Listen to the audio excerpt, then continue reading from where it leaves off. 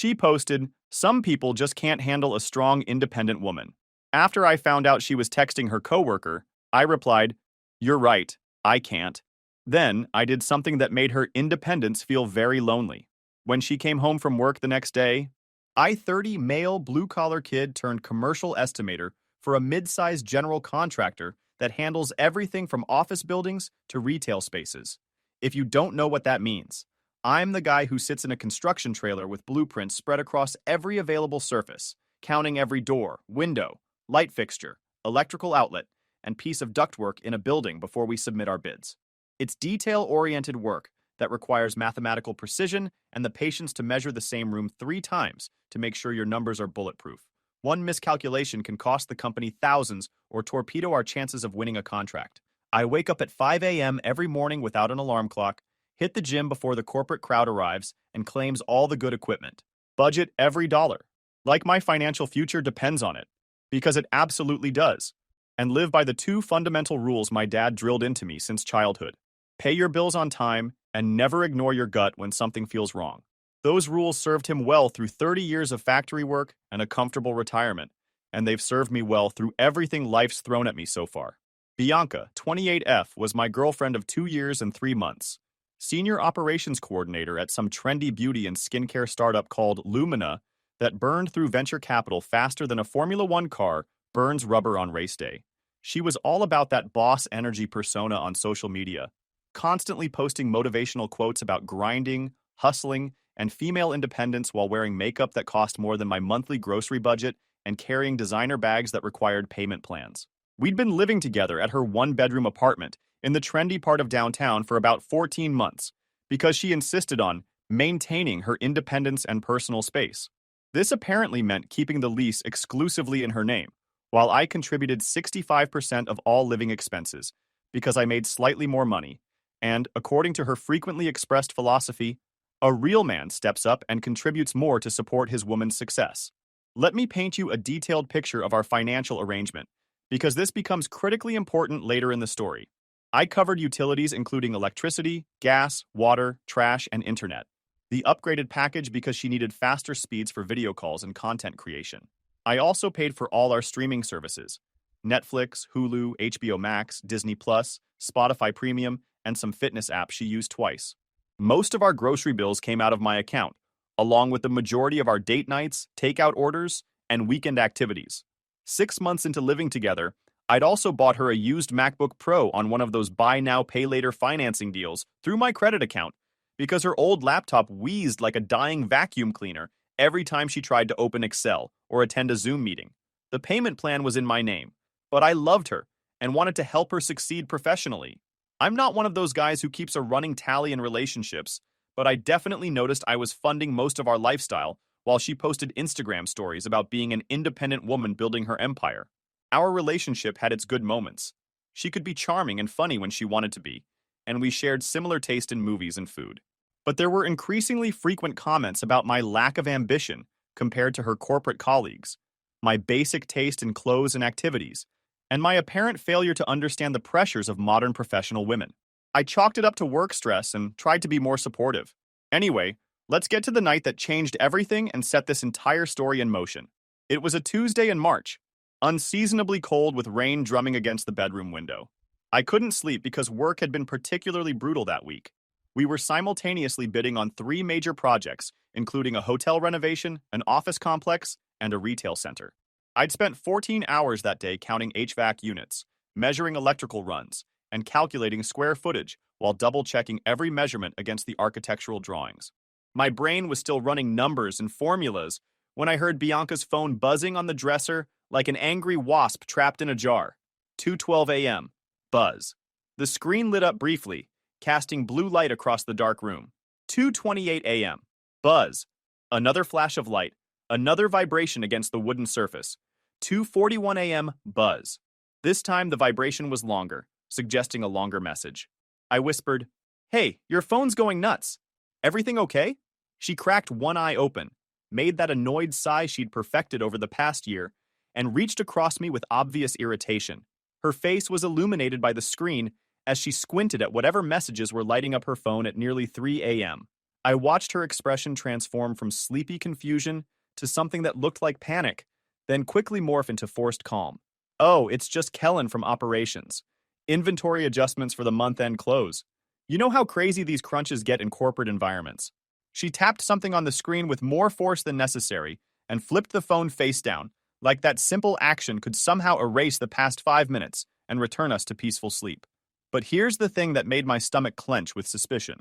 I'd personally helped her build those inventory tracking spreadsheets and a pivot tables just last Friday evening. I know because I spent 3 hours of my weekend explaining VLOOKUP functions, conditional formatting, and data validation, while she painted her nails and half listened to my explanations. The month-end inventory close had been completed and submitted the previous Friday. The reports were finalized. There was no outstanding work. There was definitely no reason for operational emergencies at 2:30 in the morning. My gut started sending up warning flares, but I didn't say anything. Not yet. I've learned that accusations without evidence just lead to fights and gaslighting. The next morning arrived gray and drizzly. She was in the shower singing some empowering pop song about independent women when her phone lit up again on the nightstand. The lock screen preview was brief but absolutely memorable. Last night was incredible. Next time we should book the conference room for longer. From Kellen. Work. My hands were completely steady as I set the phone back exactly how I'd found it, but my mind was racing. I walked to the kitchen on autopilot and mechanically scrambled eggs while staring at the lease renewal paperwork scattered across the counter. Documents that had been sitting there for 2 weeks while she considered our future living arrangements. My brain started cataloging a year's worth of late nights at the office, mandatory team-building dinners that somehow never included significant others, weekend strategy sessions that required her to dress up more than she did for our actual dates, and work conferences in nearby cities that she attended alone despite the company's generous +1 policies. She bounced out of the bathroom 20 minutes later, all artificial sunshine and manufactured productivity, immediately snapping a selfie with her coffee mug for Instagram. The caption read, "Corporate baddie energy activated. Another day, another dollar earned. Ready to dominate these goals. No distractions. Independent woman or chew? Corporate life." That no distractions hashtag hit completely different after what I'd seen on her phone. Mid-breakfast, while I'm still mentally processing everything and trying to maintain normal conversation, she casually drops this bomb. "You know, Eli, I've been doing a lot of thinking about our living situation. I really need more space at home to focus on my career growth and personal development. Less interruptions, you know?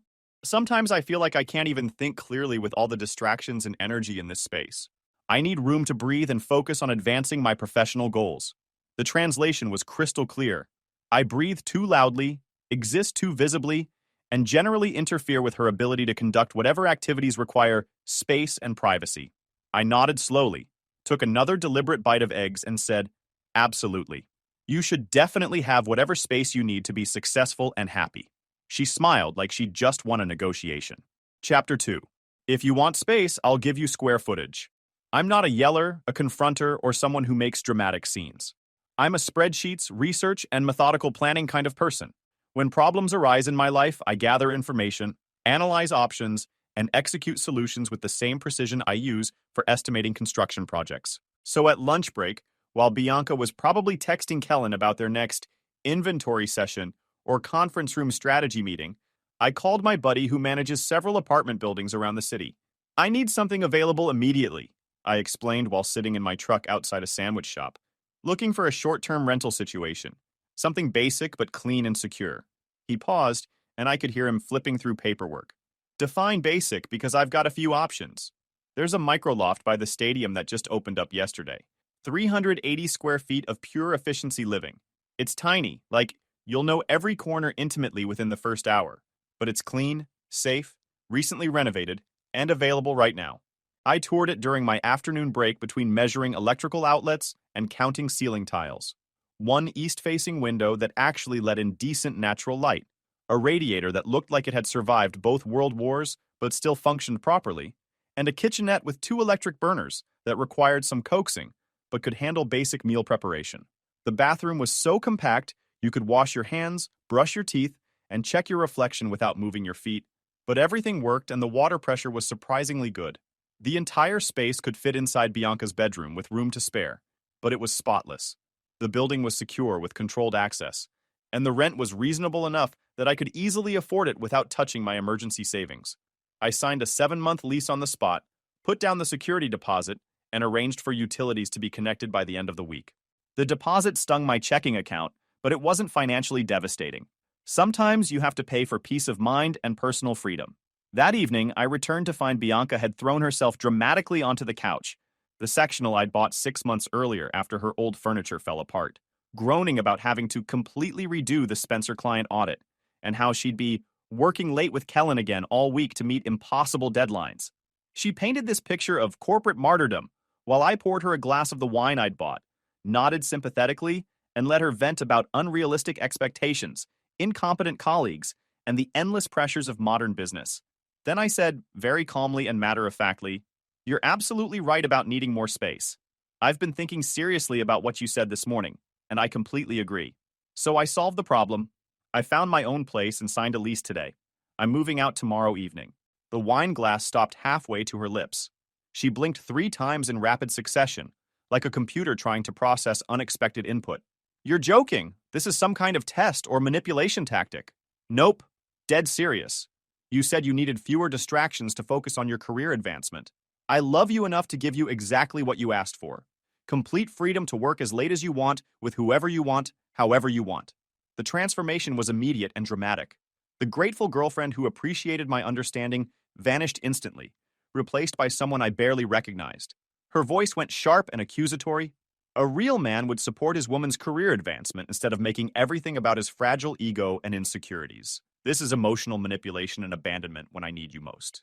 This criticism came from the person whose career advancement I'd been literally financing for over a year, while contributing my weekends to her professional development. 20 minutes later, she posted on Instagram, "Some men get so threatened by ambitious women that they'll literally move out just because their girlfriend works late and takes her career seriously." Imagine being that insecure and controlling.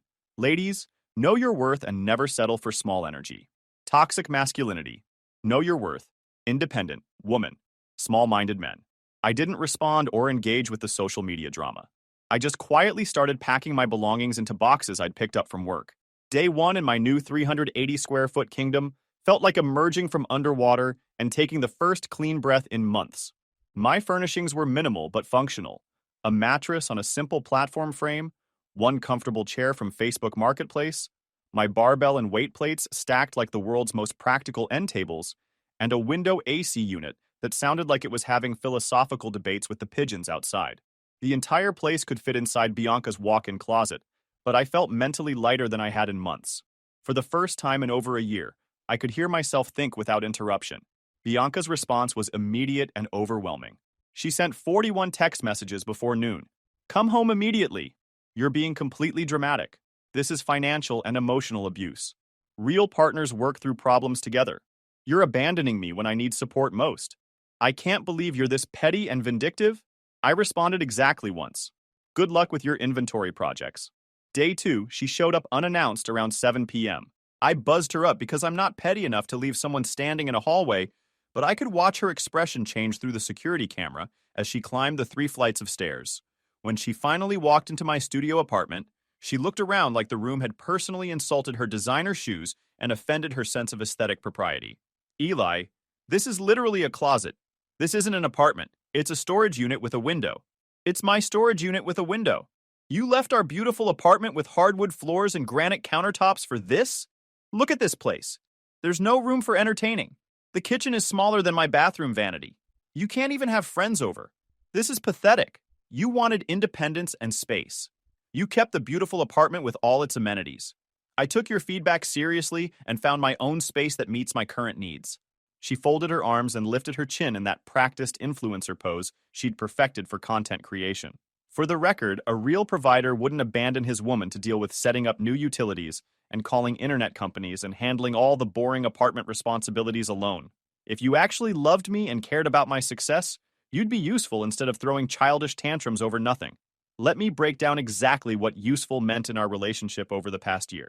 I'd covered her Netflix, $15 per month, Hulu, $12 per month, HBO Max, $15 per month, Disney Plus, $8 per month, Spotify Premium, $10 per month, the upgraded internet package she needed for video calls, $89 per month, Electricity, $80 to $120 per month depending on season.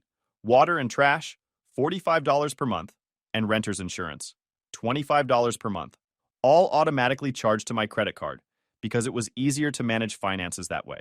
I'd also spent countless evenings helping her prepare PowerPoint presentations for work, debugging her laptop when it crashed during important video calls, designing and formatting her resume when she was pursuing internal promotions, and building Excel spreadsheets for projects her company should have handled internally.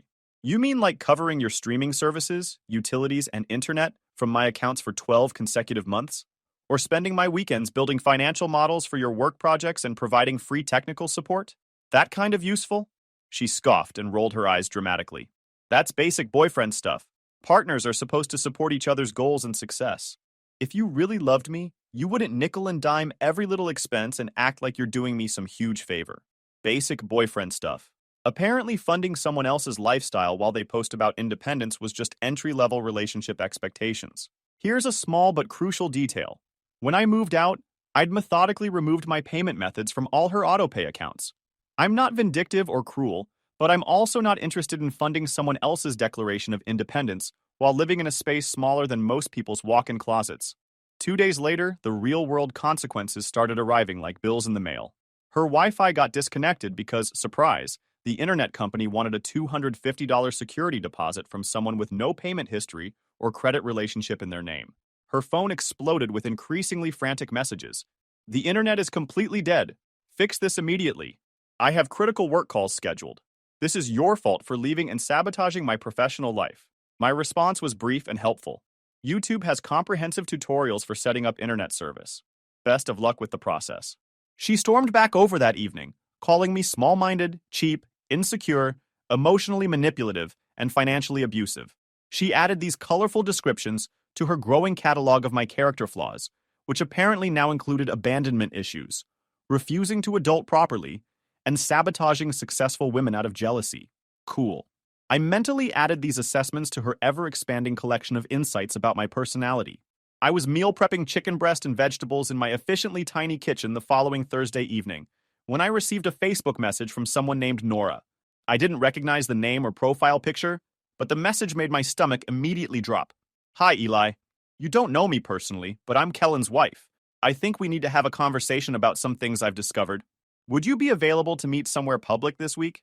We arranged to meet at a diner near the downtown business district because public places feel safer when you're about to learn exactly how deep certain deceptions run.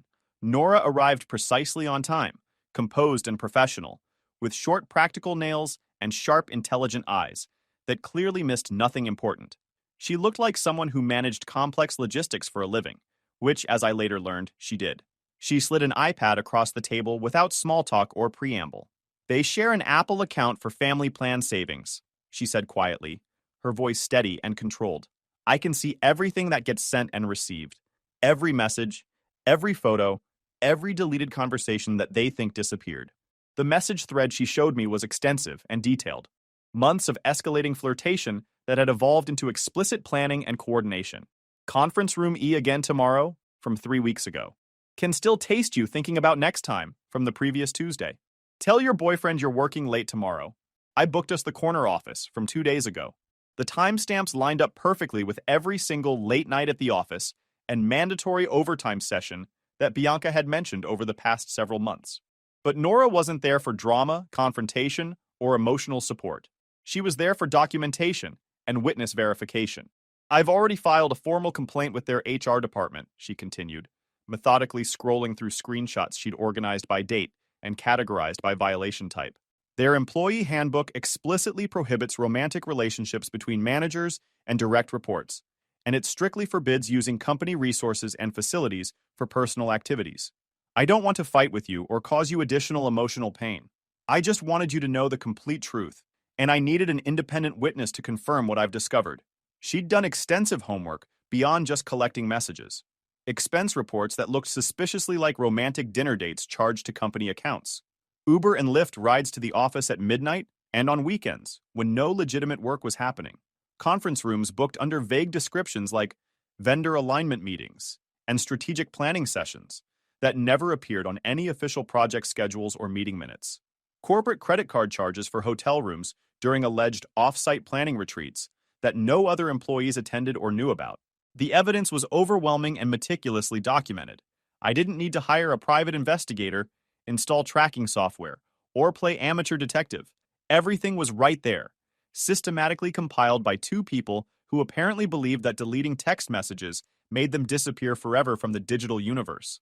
Nora had printed everything and organized it into a binder with tabs, dates, and cross-references. She'd highlighted policy violations, documented timeline inconsistencies, and even included relevant sections from the employee handbook. This woman had approached infidelity like a professional audit. "I wanted you to see this before HR completes their investigation," she said, closing the binder. "You deserve to know what actually happened and why. Also, I may need you to provide a witness statement about timeline discrepancies if this escalates to legal proceedings." I thanked her for her thoroughness and honesty. We shook hands like business associates concluding a transaction, which in many ways we were. Monday morning arrived gray and cold. My phone rang at 9:47 a.m. while I was calculating linear feet of crown molding for a luxury hotel renovation bid, cross-referencing measurements against architectural drawings spread across my desk. Bianca's voice was shaking with panic and barely controlled hysteria. "I've been suspended pending a complete investigation. What did you do? Who did you call? How did they find out?" I set down my calculator, pushed back from my desk, and looked out the window of our construction trailer at workers unloading materials. Me? I signed a lease agreement, ate some rice and chicken, moved a lamp from one location to another, and measured doorways for work projects. That's literally the extent of my recent activities. Don't play stupid with me. Someone reported us to HR with detailed information. Someone who knew private things about our relationship. Did you hire a private investigator? Did you hack my phone? Did you install spying software? Bianca, I don't even know your phone password, and I wouldn't know how to hack anything if my life depended on it. I've been busy measuring electrical outlets and calculating material costs for construction bids. She tried the desperate semantic dance that cheaters always attempt when confronted with evidence. We were just talking and supporting each other through workplace stress. It's complicated and you don't understand modern workplace dynamics. These professional relationships develop naturally over time. It wasn't even physical until very recently, and we were going to end it anyway. But HR investigations don't operate on feelings, intentions, or timeline justifications.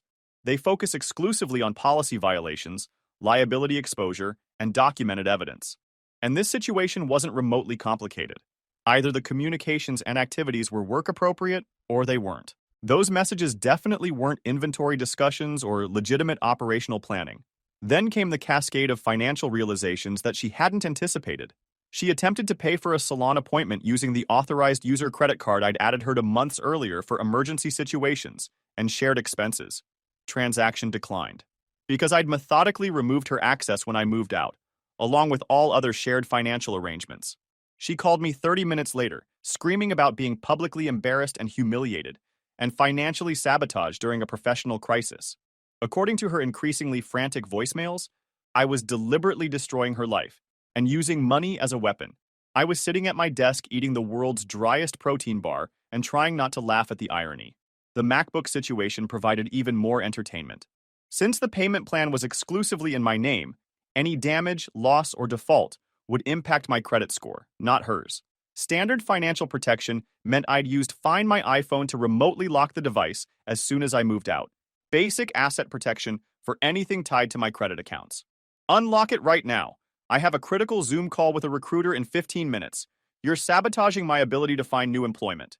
Return the device and I'll unlock it in person, so we can properly transfer your files and clear my account information.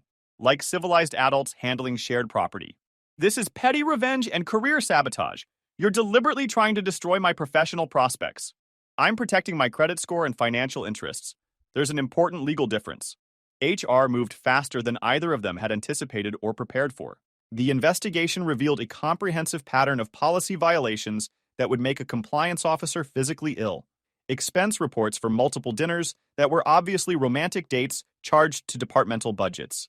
Company credit cards used for ride shares between their personal apartments during off hours. Conference rooms reserved for strategic planning and vendor meetings at 11 p.m., when the building was empty and security cameras recorded only 2 people entering. Company laptops logged into personal streaming accounts and entertainment websites during those alleged late-night inventory sessions. The evidence was so extensive and blatant that the investigation concluded within 1 week instead of the typical month-long process. Both Bianca and Kellen were terminated with cause before Friday afternoon. No severance packages, no positive reference letters, no transition period. Just security escorts to clean out their desks under supervision and surrender all company equipment, badges, and access cards. Their professional reputations in the local corporate community were effectively destroyed. Word travels fast in industry circles, especially when HR violations involve this level of documented stupidity. Without her $52,000 annual salary, Bianca couldn't cover her apartment rent, utilities, and lifestyle expenses independently. Mathematics is unforgiving and doesn't negotiate. Her landlord didn't accept Instagram engagement metrics or motivational hashtags as legal tender. She called crying at 11:17 p.m. on a Tuesday. I need help just for this month while I find something else. Please be a man and help me during this crisis. I'll pay everything back as soon as I get established.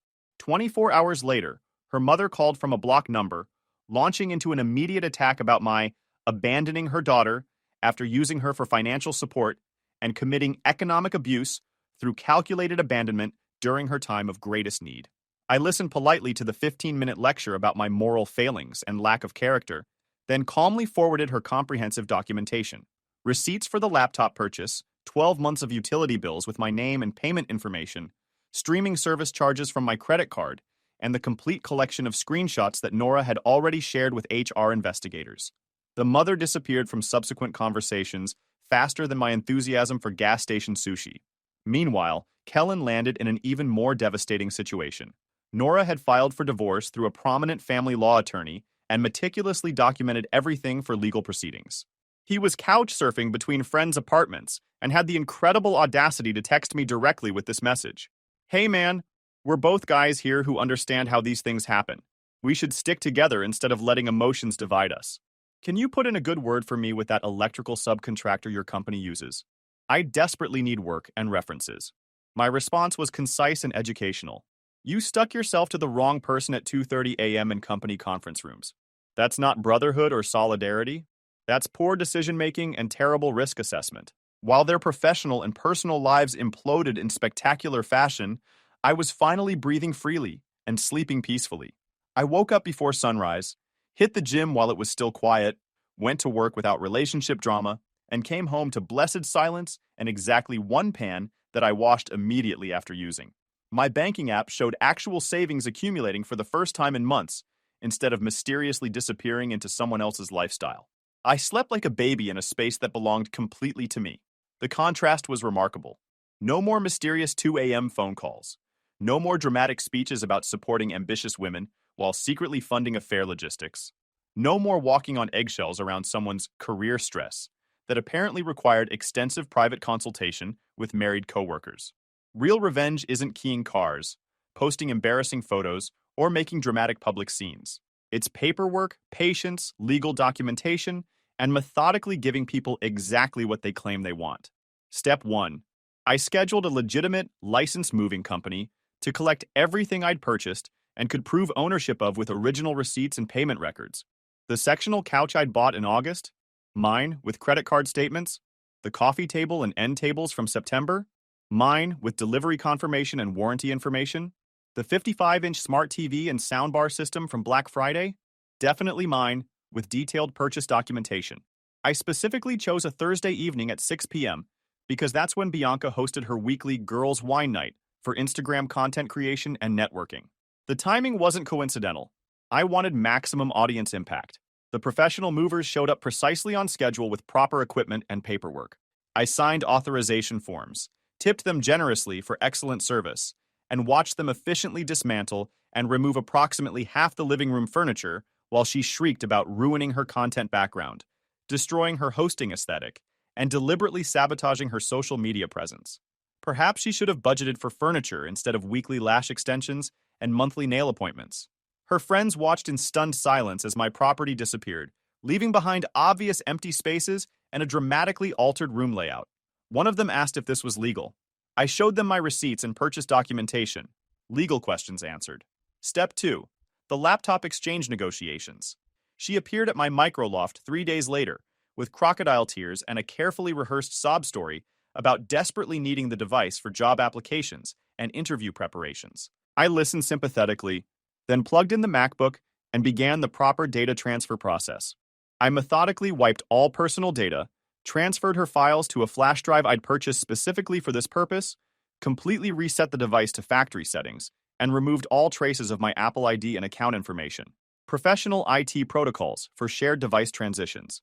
But before I handed the laptop back, I presented a simple one-page document I'd drafted, stating that she understood the payment plan remained exclusively in my name, that she accepted full responsibility for any future damage or loss, and that I bore no liability for anything previously stored on the device. Standard protection for continuing financial obligations. She signed without reading, because she desperately needed the laptop for her job search. Desperation makes people careless with legal documents. Then she asked in the smallest, most vulnerable voice I'd ever heard from her, "Can you maybe just tell HR this was all a misunderstanding based on workplace stress? Or be a character reference for my job search? Or possibly cover just 1 month of rent so I don't get evicted? I promise I'll pay you back as soon as I find steady employment. I just need one chance to get back on my feet." I looked her directly in the eyes and said, "I'll help you with 1 month's rent if you complete 3 specific things. First, send a genuine written apology to Nora with no excuses, justifications, or blame shifting. Second, pay me back the $1,180 in utilities and services you consumed from my accounts over the past year, itemized and documented with payment schedule. Third, post a public correction on the same Instagram account where you called me insecure. Admit you lied about the situation and take complete accountability for your actions without victim language." The transformation was instantaneous and complete. Grateful, desperate Bianca vanished like smoke, immediately replaced by the entitled, demanding version I'd grown to recognize. I'm not humiliating myself on social media for you or anyone else. Be a man and help me without degrading conditions and emotional manipulation. So that's a definitive no to taking responsibility for documented lies? Absolutely no. I'm not debasing myself. Then I can't help you financially or professionally. 2 weeks later, her landlord filed formal eviction proceedings through the county court system. Legal processes don't pause for personal drama or emotional appeals. She attempted one final negotiation from her parents' house. "Eli, please, just co-sign my new apartment application. I promise I'll be completely different. I've learned my lesson about workplace boundaries. I just need one chance to rebuild and get back on my feet. I'll pay you back every penny."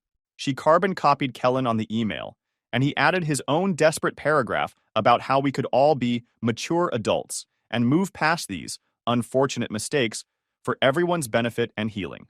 I replied to both with terminal clarity, "My revenge already happened. I gave you exactly what you begged me for. Space. Unlimited space. Infinite space. You're welcome to enjoy all of it. The bill for that space is exactly what you calculated it would be." The last time I saw them together was outside my buddy's property management office on a cold Tuesday morning in October. They'd somehow discovered through mutual connections that he had several apartment openings and were literally waiting by his office door like desperate door-to-door salespeople hoping for a miracle. When they spotted me walking up for our monthly coffee meeting, they intercepted me in the parking lot with rehearsed desperation and coordinated appeals. "Eli, perfect timing," Bianca said with forced enthusiasm and artificial brightness. "We were just talking to your friend about available rental opportunities in his buildings. Maybe you could put in a good word for us? Tell him we're responsible, reliable tenants who just hit some temporary professional setbacks." Kellen jumped in with his own prepared speech. "We can pay half the security deposit immediately and the other half within 30 days. We're both actively job hunting with promising leads. We just need someone to vouch for our character and reliability. You know we're good people who made some mistakes." I sipped my gas station coffee and studied them carefully. 2 people who'd systematically burned down their careers for text messages and conference room hookups, now begging their affair victim for housing references and character endorsements. "Here's the thing," I said calmly and professionally. "At my job, we count doors, windows, square footage, electrical outlets, and material costs. Everything gets measured precisely and calculated exactly because accuracy matters and mistakes cost money. You two fundamentally miscounted both your opportunities and your consequences. That's not my problem to solve or my responsibility to fix." I walked inside and asked my buddy to run his standard background check, employment verification, and reference confirmation process like he does for every single applicant. Professional protocols apply equally to everyone. You can probably guess how their applications turned out when legitimate verification revealed recent termination for cause, no current employment, and no positive professional references.